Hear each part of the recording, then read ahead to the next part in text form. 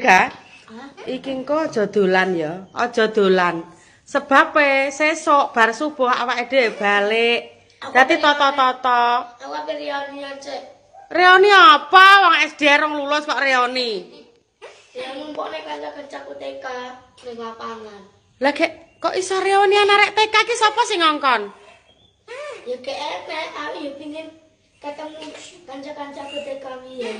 Lah kok arek TK, arek TK reunian. Dadi rumangsa luput. Arep njaluk sepuran apa piye? Kancane biyen digelut. Oh alah.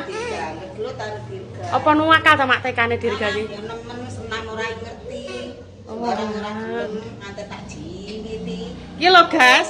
Dirga iki kan TK-ne sing ngopeni Mbah Buyut iki to make iki ya iki lho, Guys. TK iki sampai 0 kecil sampai 0 besar sing ngopeni ya make iki. Dadi wis saiki arep nglumpukne arek TK ngono to, Ga? Mau jak reuni arep bahas apa? Mas pas rebutan jajan biyen, pas gelut biyen. Oh, lagi awakmu arep melokno apa piye to, Mak? Ya tak tutne win. Oh alah.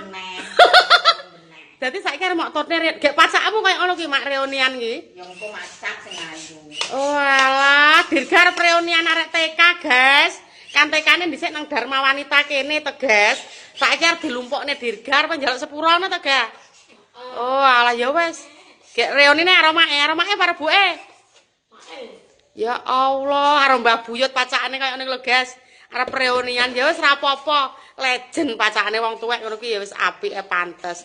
Tapi gek nang balik lho ya, persiapan esuk mulih lho ya. Ya wis.